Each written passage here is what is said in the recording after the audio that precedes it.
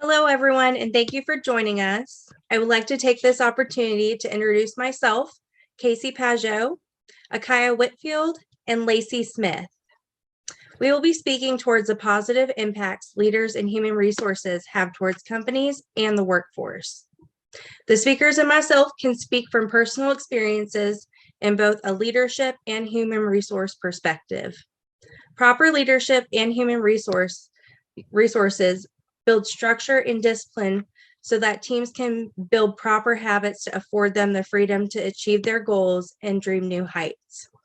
I would like to start by asking everyone to think of a job that they have left and what was the reasoning that may have been for leaving said job. In my experience, both as an employee and supervisor roles in different companies, I have chosen to leave a job for one common reason. This reason is poor leadership and not feeling as if my voice was heard or that my voice mattered. As stated in the company news by Kuehler HR, poor management can cause lasting damage to your employees and organization.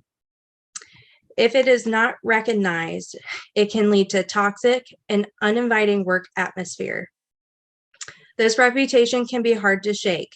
However, it's the steps you take to improve the company's health and well-being and overall productivity, which will help to reduce the negative effects of poor management. Personally, I have felt the effects of poor leadership and ultimately left a company in hopes for better. I have stood by the saying people can tolerate less income when they are happy in the workplace, but will leave a higher paying position due to poor leadership. Having a good HR team and leadership affords a team freedom to change from employee/employer mentalities to instead exemplified family bonds that change the team from mandatory actions to willful participants. In the business book chapter, Lighting the Fire, Satisfaction and Challenge, it discusses creating an organizational culture that embraces teamwork and encourages creativity, helps firms address perennial questions. Is money the motivator? Peter Drucker states in the business book that leadership is lifting a person's version to the highest heights, raising their performance to the higher standard, building a personality beyond the normal limits. I am not sure about you, but this is the type of leader that I personally crave and try to exude in my own career. Having a support system of an effective human resources and leadership unit will ultimately raise employee retention. As a member of a leadership and human resources role at my current position, I strive to be an outlet of understanding and fairness towards all team members, having an open door policy to help foster deep relationships with team members and cultivate a positive work environment. Now I would like to introduce Akaya Whitfield as she discusses what it takes to have effective leadership. Akaya. Leadership is the arousal a team needs to be successful.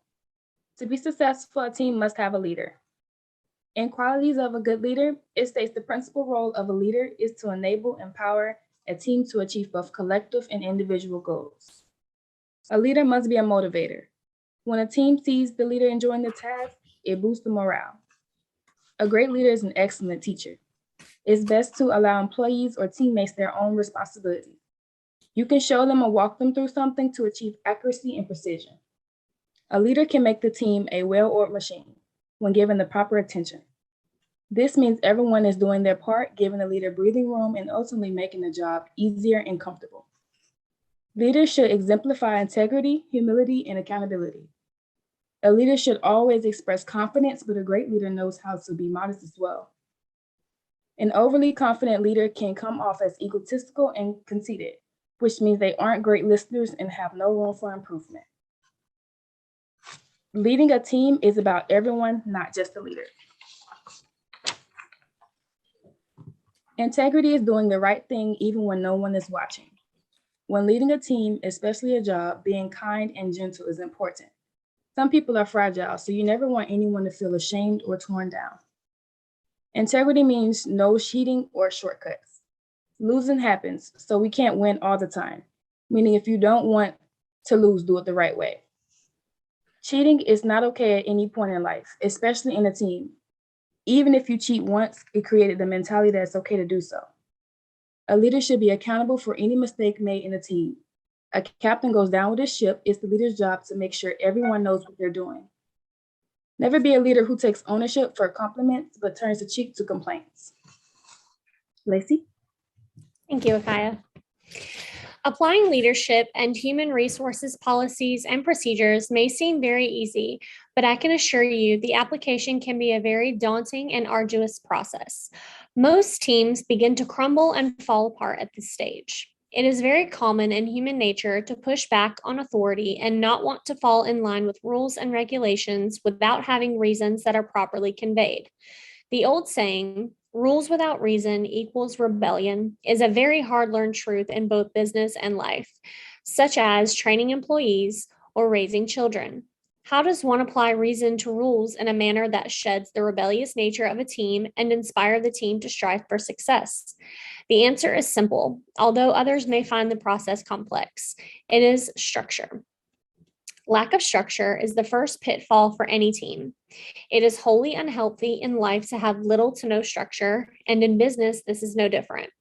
Creating structure doesn't have to be tyrannical in nature, however, but rather it can be a gentle, calming reminder that the rules are there to protect a team, not control them. Just as a car is governed by the structure in place when on the highway, so is a team governed by the peaceful structures designed with success in mind. Good lighting, proper painted lines, and well thought out speed limits all play a role as a team to guide a vehicle to its destination. Similarly, proper structure guides a team to its end goal, with that destination being success. Proper structure in leadership, pushed through by human resource policies and procedures, lead a team to be more disciplined in how they conduct business. In adolescence, we find that a fundamental lack of structure creates a void of discipline in children, which leads to children developing a chaotic outlook on life in general. The same can happen to a team in business that lacks structure and allows a situation where zero discipline wastes time and money and sets a team back from the success they strive to gain. Proper structure avoids this pitfall, especially in business. When structures are in place, they create a discipline that affords a team the opportunity to work within a set of predetermined boundaries without fear of going too far from the path that leads to success, which is the goal. This is where ingenuity and creativity thrive. As a team begins to exercise self-discipline, habits begin to form. Because of good structure and proper self-discipline, these habits are positive and work to guide a team towards success on their own with much less effort than a team that lacks discipline and is floundering chaotically back and forth. Good habits give a team the one thing that fuels ultimate success, and that is freedom. Having freedom through our habits allows us to access more mental acuity and clarity, which helps overcome problems quickly without using much energy and effort. Habits also help us avoid the stress that can overload our faculties and cause things like sick leave, time off, and lack of production. Good habits lead to teams who desire to come to work and see things to completion so they can celebrate together in mutual success. This should be the goal of every leader, to create policies and procedures that give autonomy to the team to work within boundaries set up by human resources that provide structure, encourage discipline, and create habits which provide freedom for success. Casey? Thank you, Akaya, and thank you, Lacey. In conclusion, allowing proper leadership in human resources to build structure and discipline so that teams can also build proper habits to afford them the freedom to achieve their goals and dream new heights. Providing a stable and supportive environment to a team will create synergy and company-wide success. Proper leadership and human resource structure a team to be the best version of themselves by providing guidelines to work within and stay on task while encouraging a team to trust and desire a fellow leader and to follow a leader, pardon me. not to be dragged along by a tyrant. Without proper leadership and human resources, everyone will be left to do their own thing, and companies will be unable to strive together for the betterment of the company. Thank you for listening to our speech today. Good night.